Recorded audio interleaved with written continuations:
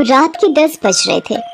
हर ओर सन्नाटा था, लेकिन रात के इस सन्नाटे में गर्ल्स हॉस्टल से एक लड़की बाहर निकलती है। उसके सैंडल की खटखट की आवाज से वो सन्नाटा टूटता है। बाहर उसके इंतजार में एक आदमी अपनी बड़ी और लंबी सी कार में बैठा हुआ है। वो उसकी कार के पास जाती है और उसके शीशे पर नॉक करती है। शीशा खुलता है। लड़की अंदर बैठे शख्स से पूछती है, दिवाकर मित्तल? अंदर बैठा आदमी सहमति में अपना सिर हिलाता है। फिर वो लड़की, जिसका नाम शोभा था, वो उसकी गाड़ी में उसकी बगल वाली सीट पर बैठ जाती है।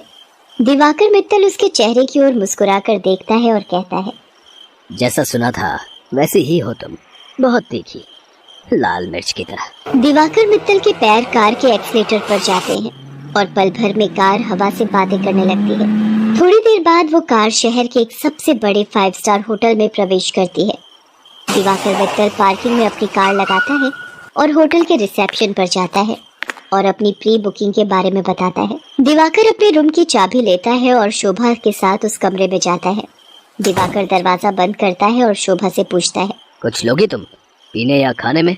आप जो भी मंगा लीजिए। दिवाकर होटल के कमरे में लगे फोन से रिसेप्शन पर कॉल करके अपना ऑर्डर देता है। थोड़ी देर में वेटर ऑर्डर लेकर आ जाता है। वे दोनों खाने के साथ साथ थोड़ा थोड़ा पीते भी हैं और फिर दिवाकर और शोभा एक दूसरे में खो जाते हैं। सुबह जब शोभा की नींद खुलती है तो दिवाकर वहां नहीं होता है। उसके तकिए के नीचे नोटों की गड्डी रखी होती है। वो गड्डी को उठाती है, फिर होटल के बाहर आती है। बाहर आकर वो एक कैब बुक करती है और उसमें बैठकर गर्ल्स हॉस्टल की ओर निकल जाती है। कैब वाला बीच बीच में उसे घूर कर देखता है तो शोभा को गुस्सा आ जाता है। क्या देख रहे हो? क्या देख रहे हो बार बार पीछे मुड़कर? आगे देखकर गाड़ी चलाओ, नहीं तो अभी तेरी कंपनी में फोन करूंगी, फिर सारा घूरना निकल जाएगा। कैब वाला शोभा की बातों से डर गया। शोभा कैब की खिड़की से बाहर देखती हुई जा रही थी और मन ही मन खुद से बातें कर रही थी। सब कुछ कितना फेक है ना यहाँ, सब कुछ।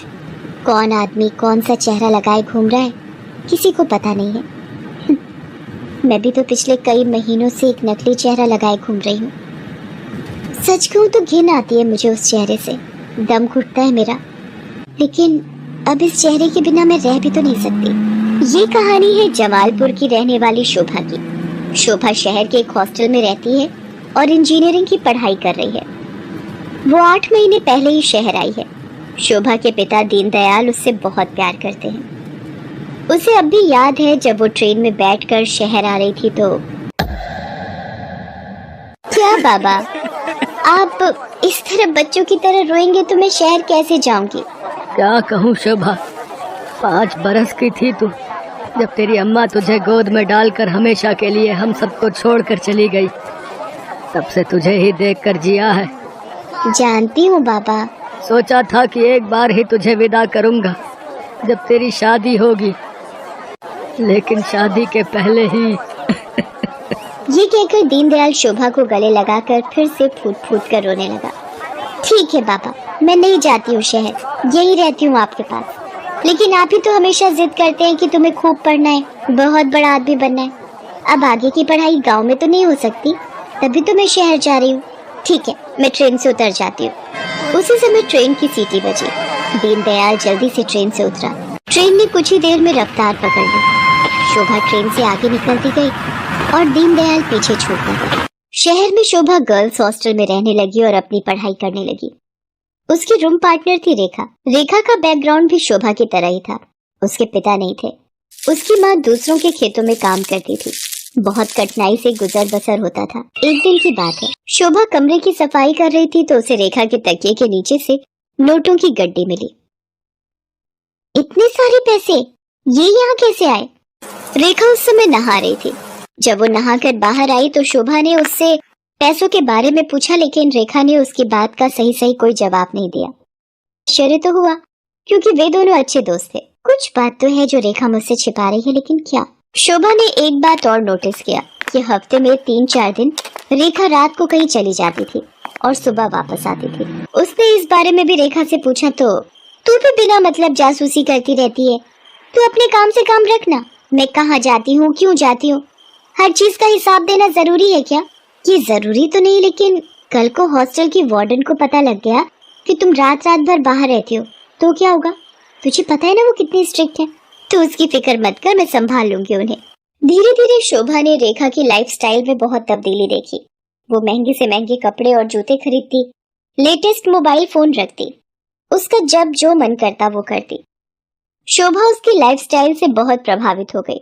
शोभा ने बचपन से अब तक गरीबी ही देखी थी, इसलिए उसका भी मन करता कि वो भी नए कपड़े खरीदे, महंगे मोबाइल रखे, उसका जो मन करे वो कर सके। रेखा देख, मैं तुझसे ये नहीं पूछने वाली कि तू ऐसी रईसों वाली लाइफस्टाइल कैसे जीती है, लेकिन मैं भी तेरी तरह जीना चाहती हूँ। मैं तंग आ गई हूँ एक एक पैसे के लिए तरसते हुए। पहले तो रेखा टाल मटोल करती रही, लेकिन फिर उसने सच्चाई बता दी कि वो एक कॉल गर्ल का काम करती है। उसकी बातों को सुनकर शोभा शॉक्ड रह गई और उसने कहा कि अगर ये बात वार्डन को पता लग गई तो बड़ी भोली है रे शोभा। हॉस्टल के वार्डन को सब पता है, वही तो हमें दबाव डालकर भेजती है लोगों के पास। वार्डन की सारी सच्चाई जानकर शोभा एक बार फिर से चौंक गई। रेखा ने उसे ये भी बताया कि हॉस्टल की कुछ और लड़कियां ये काम करती हैं। शोभा को ये सब सुनकर अजीब तो लगा, लेकिन बेहतर लाइफस्टाइल के चक्कर में वो अपने सम्मान का सौदा करने के लिए तैयार हो। मैं इस गंदे दलदल में फंस गई हूँ। हालांकि इस दलदल ने मुझे बहुत सारी वो चीजें दी जिसके लिए मैं तरसती थी, लेकिन मैंने अपनी मासूमियत खो दी है, मैंने अपनी शांति खो दी है, मैंने अपनी पवित्रता खो दी है। बाबा को कितनी उम्मीद थी मुझसे, और मैं क्या करने लगी मैं। शोभा की आंखें भीग गई थी। वो अब ये काम नहीं करना चाहती थी, लेकिन हॉस्टल की वार्डन उस पर बार बार दबाव डाल रही थी। देख शोभा, जल में रहकर मगर से बैर मत कर, और हाँ, ये सती सावित्री बनने का नाटक छोड़ और जो बोलती हूँ वो कर। शोभा ने वार्डन को फिर से इनकार कर दिया।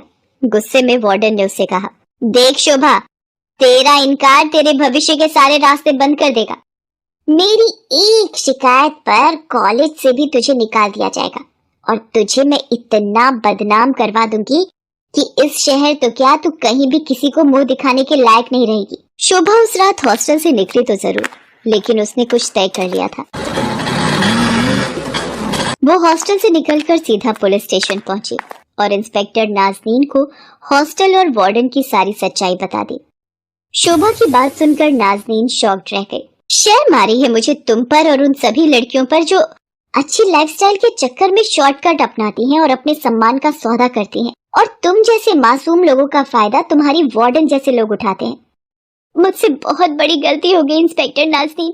मुझे खुशी है कि तुम्हें अपनी गलती का एहसास तो हुआ, लेकिन ये गलती कोई और ना करे और तुम्हारी वार्डन किसी और का फायदा ना उठाए। इसके लिए इस पूरे रैकेट को तोड़ना पड़ेगा।